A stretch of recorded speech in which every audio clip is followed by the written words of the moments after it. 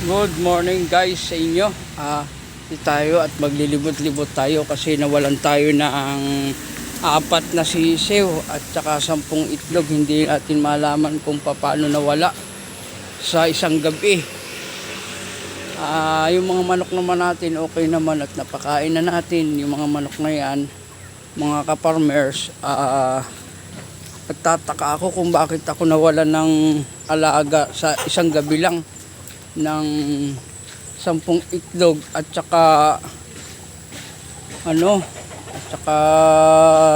sisiw 4, malalaki naman na siya. Di ko alam kung ano anong nangyari.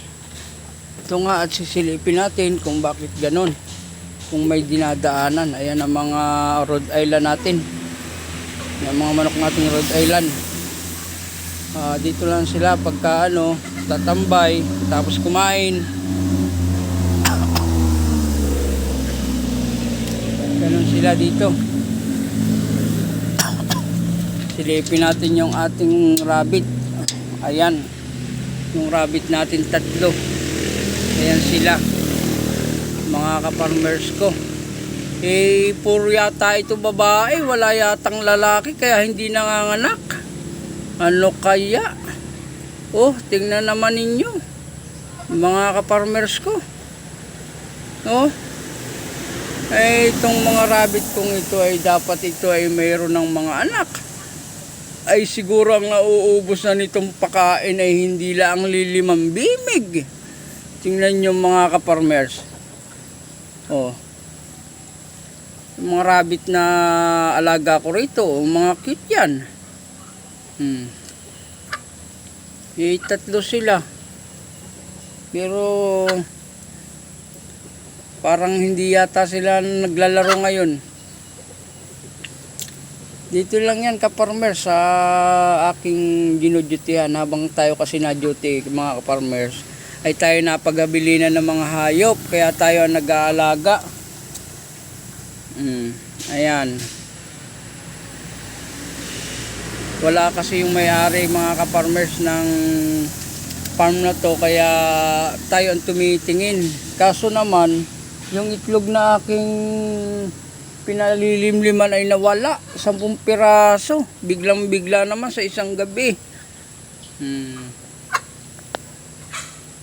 Tingnan nyo sila mga ka-farmers ko. Mga guys na nasan man kayo naroon, shout out sa inyo.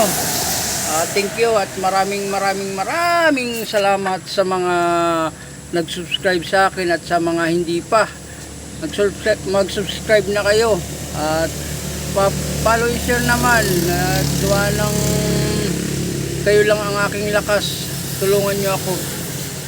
Yan tinan mo, sweet naman nila Grabe. Kayo guys, mag-comment kayo kung saan man kayong lugar naroon at nang malaman ko kung saan nakakarating ang aking video. Ito yung mga rabbit ko na nakababa yung isa. Ayan sila.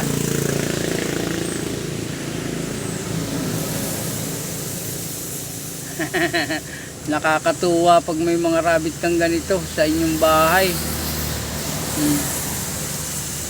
Pagkain nila mga guys ay feeds, yun ang pagkain sa kanila. Minsan gulay, carrots at saka mga kangkong, pichay. Yun ang mga kinakain nila na kaya malulusog sila, malalaki. Ito guys ay marami, mga nasa 7 piraso ito. Ito na lang ang natitira at yung iba ay hindi ko alam kung saan dinala. Siguro nagpapalahi sila pa ng marami. Malalaking rabbit to guys Yan kakain siya. Cute naman yan.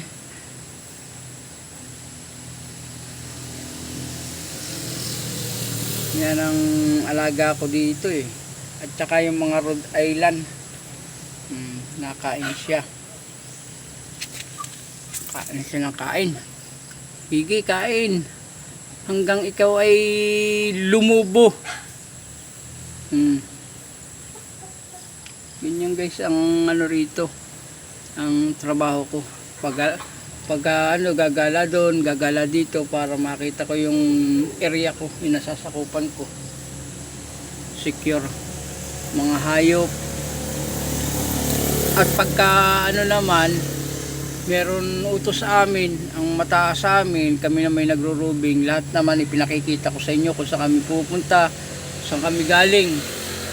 At upang malaman nyo ang araw-araw na ginagawa ko,